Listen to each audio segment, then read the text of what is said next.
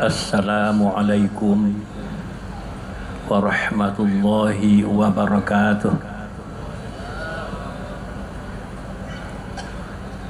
Alhamdulillah alladzi anzala al-Qur'ana fi syahri Ramadan hudan lin-nasi wa bayyinatin minal huda wal furqan. Asyhadu an la ilaha illallah wahdahu la syarikalah wa asyhadu anna Muhammadan abduhu wa rasuluh la nabiyya ba'dah. Allahumma salli ala Muhammad wa ala alihi wa sahbihi ajma'in. Bapak-bapak, ibu-ibu, pengurus peserta jemaah Isya Tarawih dan Witir Masjid Raya Sumatera Barat yang dihormati, puja dan syukur yang tak terhingga kita pulangkan ke hadirat Allah Subhanahu wa Ta'ala yang telah melimpahkan rahmat dan nikmat-Nya kepada kita bersama. Salah satu di antaranya, Allah telah memberi kita kesempatan dan kekuatan untuk menjalani ibadah khusus di bulan Ramadan tahun 1444 ini, yang malam ini kita telah berada pada malam yang ke-19. Artinya sudah hampir 2/3 Ramadan tahun ini kita lewati. Permohonan kita kepada Allah, semoga Allah tetap memberikan kesempatan dan kekuatan kepada kita untuk mengisi hari demi hari Ramadan yang kita cintai ini dengan ibadah sebanyak dan sebaik mungkin, dan semoga Allah menerima dan membalasinya dengan balasan yang berlipat ganda. Amin ya rabbal alamin. Salawat dan salam buat Nabi kita, Nabi Muhammad sallallahu alaihi wasallam. Bapak-bapak, ibu-ibu yang dimuliakan, telah umum diketahui oleh masyarakat kita kaum muslimin bahwa selama bulan suci Ramadan ini ada beberapa macam ibadah yang kita dituntut, didorong untuk meningkatkannya. Dia tidak sekadar melakukan tapi meningkatkannya. Pertama, ibadah yang bersangkut paut dengan Al-Quran, terutama yang namanya tilawah atau tadarus Al-Quran, memahami pesan-pesan Al-Quran, menambah hafalan Al-Quran, atau mengulang-ulang hafalan Al-Quran. Itu bahagian dari ibadah yang kita sangat dianjurkan meningkatkannya selama bulan suci Ramadan ini. Yang kedua, ibadah dalam bentuk aksi sosial, dalam bahasa agamanya sedekah. Kalau di luar Ramadan itu kita sering bersedekah, maka selama Ramadan ini Rasulullah menganjurkan dan mencontohkan agar kita lebih meningkatkan lagi. Rasulullah adalah seorang yang sangat pemurah, tapi kepemurahan beliau itu sangat-sangat terasa pada bulan suci Ramadan ini. Begitu dikhabarkan dalam hadis. Ketiga, inilah yang hendak kita ulas khusus dalam pesan singkat ceramah Ramadan ini. I'tikaf. I'tikaf. Kaum muslimin yang berbahagia, i'tikaf itu kelihatannya sangat sederhana, namun mengamalkannya tidak mudah. Di mana letak sederhananya? Ya, al-maqsu fil masjid. Sengaja berdiam di masjid, sengaja menetap di masjid dalam batas waktu yang telah diniatkan dengan niat i'tikaf untuk mendekatkan diri kepada Allah Subhanahu wa taala. Nah, itulah inti i'tikaf itu. Sengaja tinggal atau berdiam di masjid pada batas waktu yang telah ditetapkan dalam niat, dengan niat i'tikaf untuk mendekatkan diri kepada Allah. Mendekatkan diri kepada Allah itu bahasa Arabnya taqarruban ilallah. Nah, ibu-ibu, bapak-bapak yang berhadir,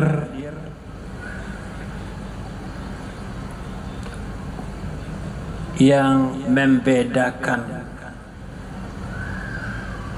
ibadah i'tikaf dari yang lain-lainnya, karena banyak sekali keserupaan orang yang masuk masjid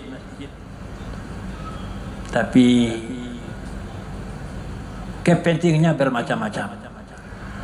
Apa yang membedakan? Ya, niat. Yang membedakan seseorang berada di masjid, dia i'tikaf atau bukan, ya niat. Di dalam pembahasan tentang niat ini, dalam kitab-kitab qawaid fiqhiyah, disebutkan kaum muslimin yang berbahagia bahwa niat ini merupakan ibadatun mustaqillatun, ibadah yang berdiri sendiri. Artinya, bila seseorang berniat untuk melakukan ibadah tertentu, ternyata tak kesampaian, niatnya sudah. Dengan niat itu dia sudah dapat poin ibadah di sisi Allah dengan pahala tertentu. Beda dengan pekerjaan atau amal dengan niat yang salah, atau tanpa niat ibadah sama sekali, ya tidak ada ibadahnya, walaupun kelihatan seperti ibadah.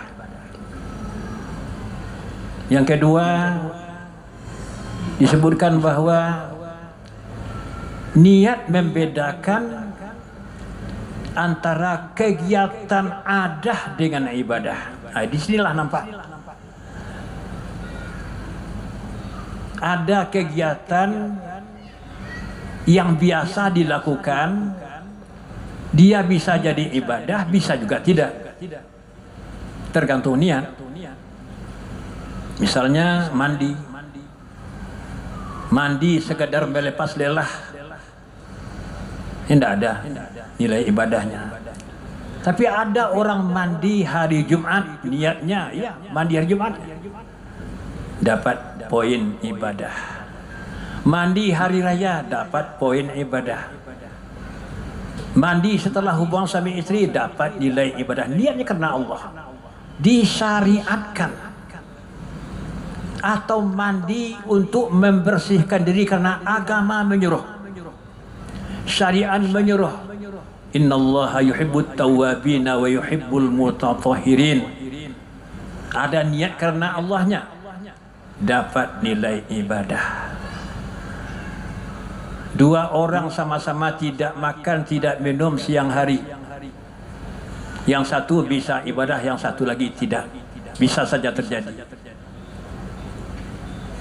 Yang satu tidak makan, tidak minum, sebelum terbit fajar sudah berniat untuk siyam atau saum atau puasa karena Allah. Ya, dia dapat nilai ibadah. Tapi ada juga kita ini yang tidak makan, tidak minum, tidak melakukan hal-hal yang membatalkan puasa, tapi tujuannya lain. Apa tujuan lain? Misalnya karena mengikuti nasihat dokter, Bapak, Ibu, hasil labor menunjukkan bahwa kadar kolesterol Ibu, Bapak sudah sangat tinggi. Lalu bagaimana? Salah satu cara yang sangat ampuh mengurangi kolesterol adalah berpuasa.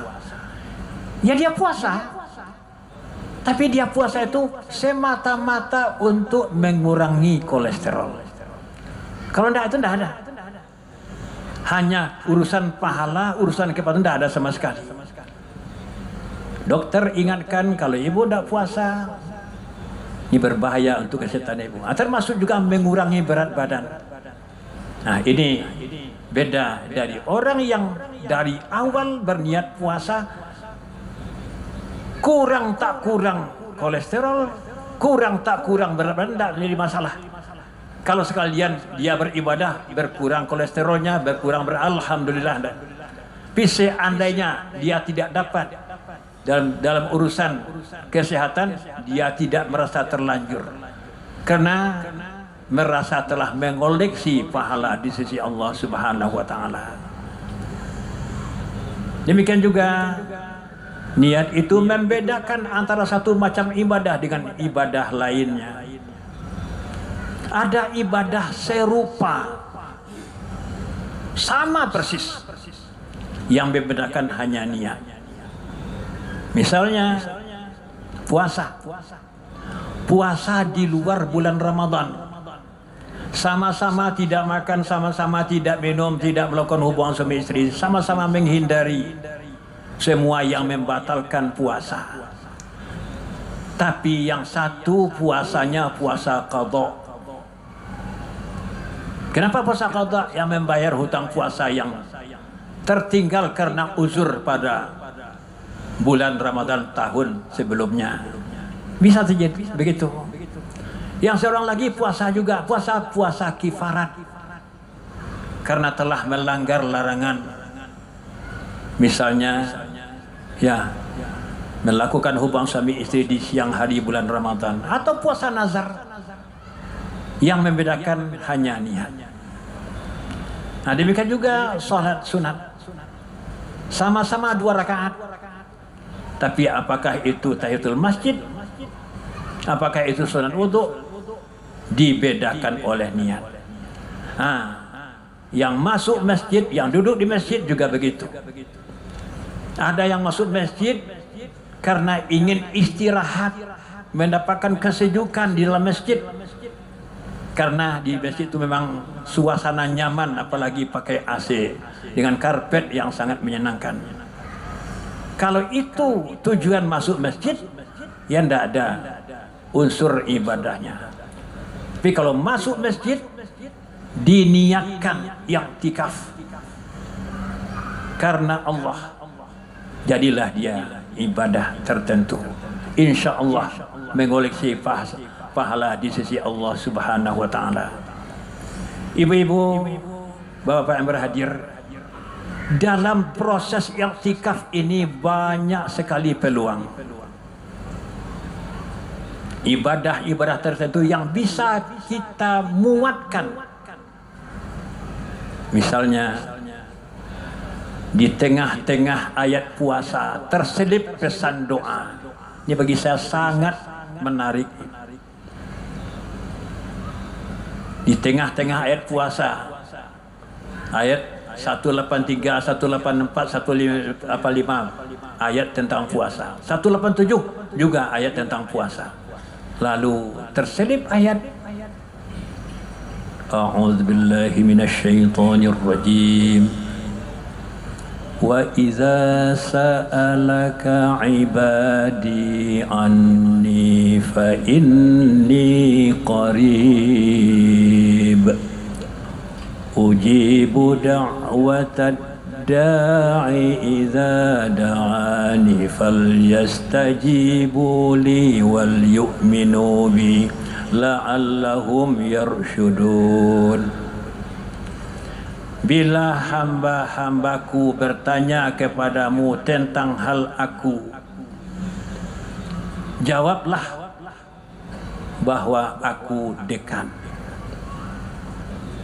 Aku penuhi, aku kabulkan, aku perkenankan permohonan atau doa orang yang berdoa kepada aku bila dia berdoa.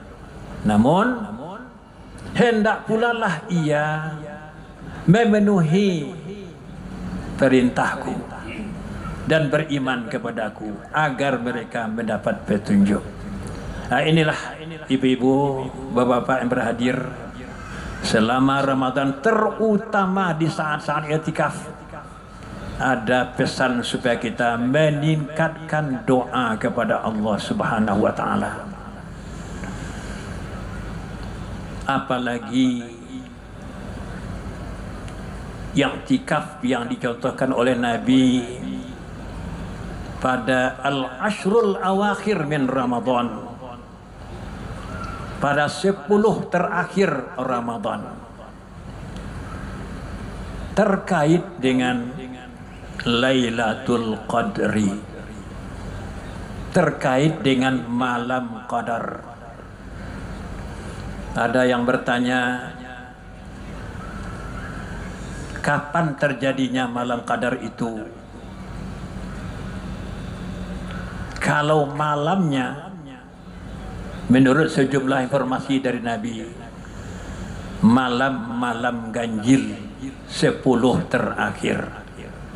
Malam-malam ganjil 10 terakhir. Tapi jam berapa?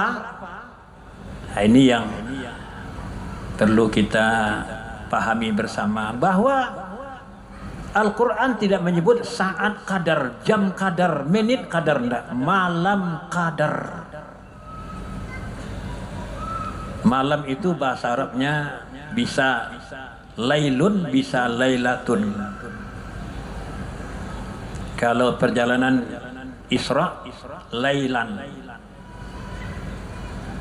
A'udzu billahi minasyaitonir rajim. Subhanalladzi asra bi'abdihi lailan minal masjidil haram ilal masjidil aqsa. Maha suci Allah yang telah memperjalankan hambanya Muhammad pada suatu malam. Artinya pada saat tertentu di malam hari. Tapi ketika berbicara tentang malam qadar, bukan Lailul Qadar, tapi Lailatul Qadr. Apa bedanya dengan lail? Kalau lailah semalam. Makanya ada hadis menyatakan la witrani fi lailatin. Tidak boleh ada 2 witir dalam semalam.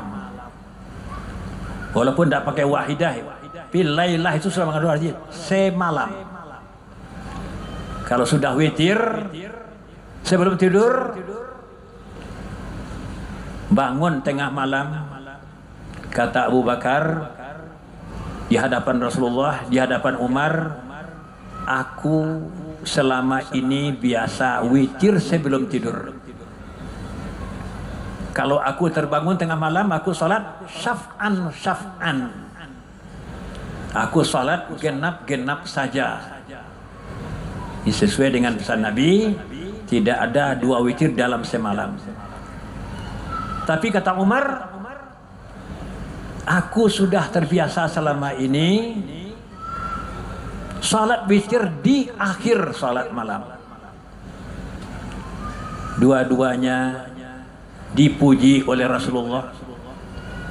Kepada Abu Bakar, Apa pujian Nabi? Hadira hadza.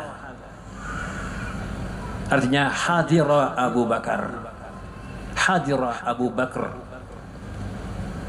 Kepada Umar, qawiya Umar atau qawiya hadza. Abu Bakar ini orangnya hati-hati. Sedangkan Umar orangnya kuat. Nah, di mana letak hati-hatinya Bapak Ibu beradir? Mungkin ya, Abu Bakar sebelum tidur memikirkan kemungkinan yang terjadi. Ada kemungkinan setelah tidur tidak akan bangun-bangun lagi. Bisa saja terjadi. Karena itu witir dulu. Andaikan tidak terbangun selama-lamanya atau tidak terbangun menjelang sore sudah melaksanakan witir. Tapi kalau diniatkan saja sholat witir, nanti ketika terbangun, bagaimana kalau tidak terbangun? Apalagi tidak terbangun selama-lamanya. Nah, itu cara ya strategi Abu Bakar dalam sholat malam. Sebelum tidur witir dulu. Bangun tidur nanti sholat malam genap-genap saja. Sedangkan Umar dicap Nabi sebagai qawiyah hadza. Umar ini orangnya kuat. Kenapa? Bisa mengkondisikan, bisa menjadwalkan, mengagendakan sesuai ya yang dia laksanakan dengan agenda itu. Bangun tengah malam, witir di ujung sholat malam sesuai pula dengan pesan Nabi. Tempatkanlah witir itu di akhir sholat malammu. Jadi Lailatul Qadri, malam qadar, jangan terbayang hanya saat-saat tertentu seperti yang biasa dianggap orang di kampung-kampung. Dulu konon, tapi informasi ini banyak kita dengar dari orang tua-tua. Kapan saat terjadinya malam qadar itu? Diintip. Apa yang diintip? Ada informasi yang tidak jelas sumbernya. Air mengalir terhenti ketika malam qadar berlangsung. Pohon kayu tiarap sujud ketika malam qadar berlangsung. Anggapannya malam qadar itu hanya sesaat, mungkin detik-detik tertentu. Nah, ini menurut sejumlah tafsir termasuk tafsir Al-Manar. Ya, malam qadar itu salamun hiya hatta matla'il fajr. Selamat sejahteralah dia sampai terbit fajar. Jadi semalam ini. Semalam itulah ya Lailatul Qadri khairum min alfi syahr. Malam qadar itu lebih baik dari 1000 bulan. 1000 bulan sekitar 81 tahun usia orang yang sudah sangat tua. Apanya yang lebih baik 1000 tahun? Nah, banyak yang menerjemahkan pahalanya. Tapi ada pula tafsir yang menyebutkan bukan sekadar pahala, tapi nilai turunnya Al-Quran.